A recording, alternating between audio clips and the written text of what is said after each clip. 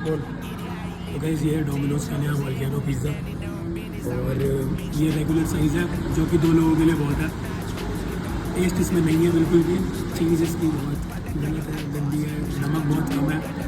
ये इनका funky lemon है और इनको बोलना ढंग से नाम आता नहीं है, तो इन्हें फंकी लेमन मिलन की वजह लेमन बोला था हमें।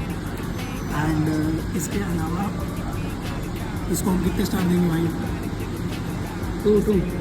तो इसको हम देंगे 5 में से 2 स्टार्स। आप खा सकते हैं, इसको ट्राई कर सकते हैं और ये 289 का है।